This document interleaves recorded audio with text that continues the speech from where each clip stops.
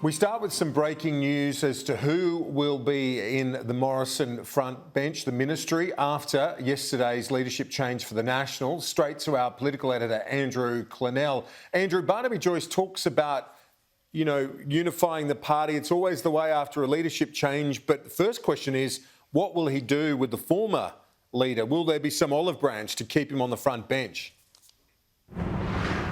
Well, the answer from my sources, Kieran, is no. Michael McCormack, I understand, will be dumped from the ministry outright, and Bridget McKenzie is expected to be promoted to cabinet in this reshuffle. So what a comeback for Barnaby Joyce and Bridget McKenzie. Not just an out of ministry for McKenzie. She is due to go into cabinet, according to my sources.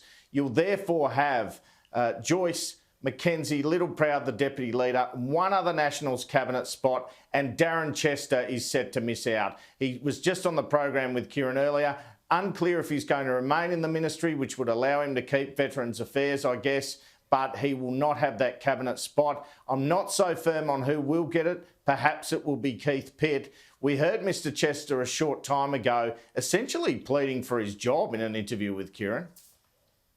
There's no question the veterans portfolio is quite a complex one, and it took me a while to get across all the nuances of the portfolio, and the veterans and their families were very kind to me and gave me plenty of advice on the way through and have worked very constructively with me. So I guess with these jobs, Kieran, there's always more to be done. We'll get back to the question time and Barnaby Joyce in a moment, but Andrew, let's just focus in on a couple of these moves. Bridget McKenzie, not a surprise, but still it brings, I know we talk about baggage for the Deputy Prime Minister. Bridget McKenzie, through the sports rorts, also has her own legacies that she's got to manage. And Labor will be attacking that, you can guarantee it. Makes sense, though, I guess, in the fact she's National Senate leader. She was there with Littleproud at that press conference yesterday. My guess is she won't become sports minister, Kieran. That is one other prediction I'm prepared to make under the circumstances. They reckon they couldn't wipe the smile off Bridget McKenzie's face yesterday, and why not? She's come from absolutely nowhere, as has Barnaby Joyce today, sitting in the Prime Minister's chair while he's in quarantine. But yes, some very interesting moves afoot. And it looks like Darren Chester's to suffer for backing Michael McCormack in. And that's the end of Michael McCormack's ministerial career, perhaps forever.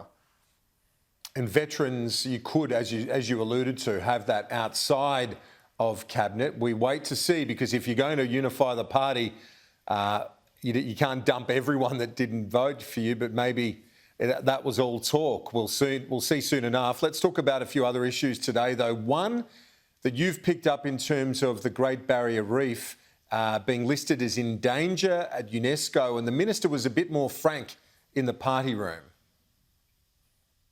Yes, she was blaming China, not in a press conference, but in the party room. Party room sources have told me that Susan Lee, the Environment Minister, said that China was targeting Australia with this yet another action by China against Australia. I guess Scott Morrison at the G7 and his allies spoke up enough about China.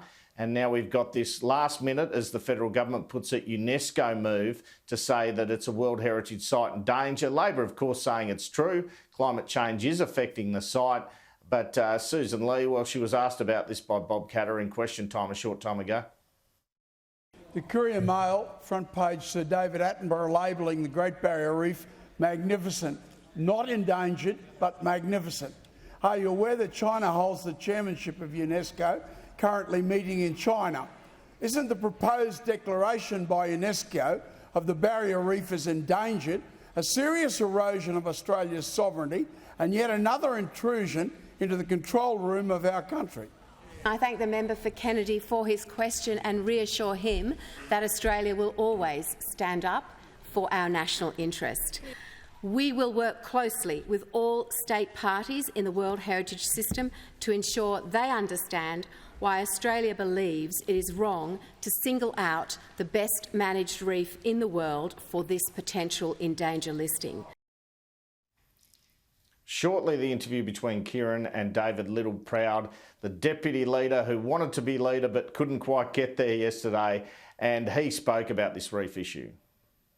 And here we have an international organisation tucked away in New York, making assessments on us over here in Queensland without any science, without actually doing proper due diligence, is just ridiculous. And I think it actually belittles the organisation that it's actually there to represent. And we'd encourage them to actually revisit that and try and have a good hard look at the facts and the science rather than doing it from the desk of the UN.